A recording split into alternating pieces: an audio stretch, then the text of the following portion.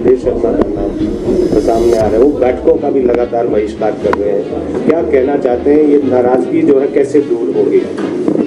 देखिए, जब सरकार बनी थी तो ये कहा गया था हाईकमांड की तरफ से भी कि सभी को साथ लेंगे, और ऐसा जब लगता है लोगों को कि सरकार कांग्रेस की बनी है, हम सब लोगों ने मेहनत की है, सब लोगों ने काम किया है, हमारे प्रयासों से, वर्कर के प्रयासों से, कार्यकर्ताओं के प्रयासों से सरकार बनी है, तो सरकार में एक स्थान जो कार्यकर्ता है उसको अवश्य मिलना चाहिए।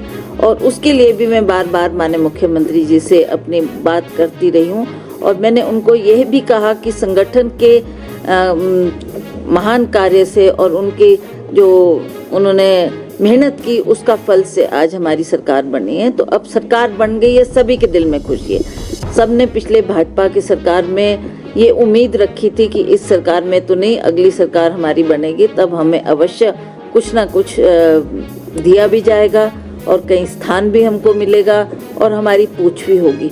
जब वो ऐसा उनको लगता है कि कहीं पूछ नहीं हो रही, कहीं स्थान नहीं दिया गया, तो अवश्य उनके मन में भी रोष है, जो वो बार बार आके मुझे भी इस बात से आगाह करते हैं। तो मैंने भी इस बात को मुख्यमंत्री जी के सामने रखा था और कहा था कि संगठन को आप नज़रअंदाज ना करें। आप हर बार ये कहते हैं कि मैं एक संगठन का आदमी हूँ, तो हम उन लोगों को आपसे और भी ज़्यादा अपेक्षा है कि आप संगठन के लोगों को महत्व देंगे।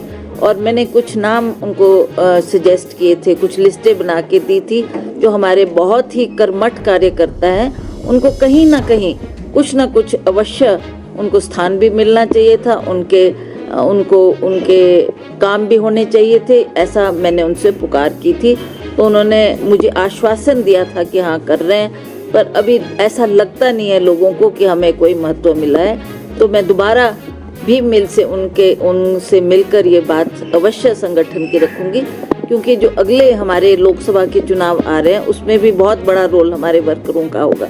अगर वर्कर ही घर में बैठ गया तो हमें इसमें विजय हासिल करने में बहुत कठिनाई हमारे सामने आ सकती है।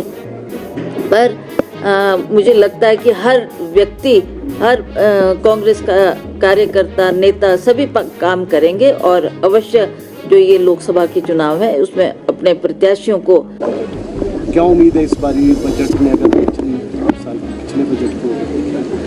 देखिए, मुझे ऐसा लगता है कि केंद्र सरकार हिमाचल प्रदेश में, क्योंकि कांग्रेस की सरकार है, इसलिए हमारे साथ भेदभाव कर रही है। जिस तरीके का बजट पिछले साल भी पेश होना चाहिए था, उसमें कई चीज़ों में कट लगा है, और जो हमारा हक था उसको भी उन्होंने नज़रअंदाज किया है। अभी आपने देखा, पिछली बार जब बाढ़ आई तब भी हम बार बार गुहार लगाते रहे, बार बार पुकार लगाते रहे कि हिमाचल प्रदेश में बहुत 12,000 करोड़ का नुकसान हुआ है, इसकी भरपाई केंद्र सरकार करें। उसमें भी हमें कुछ भी राहत का कार्य ऐसा नहीं मिला जिससे हम ये कह सकें कि मोदी सरकार ने हिमाचल प्रदेश की मदद की है।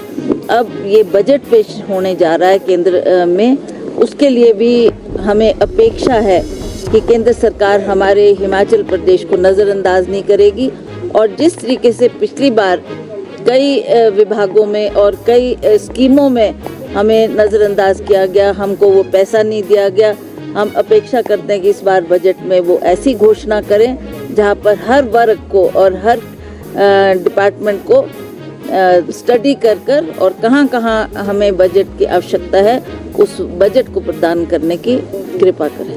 मैम, राज्यसभा की सीट भी खाली हो रही है, तो क्या अपेक्षा है कि सोनिया गांधी या प्रियंका जी का नाम यहाँ से भेजा जा सकता है? हो सकता है, उनसे भी हम चर्चा करेंगे और उन्हें अगर ठीक लगे तो ये सीट उनको भी दी जा सकती है। ठीक।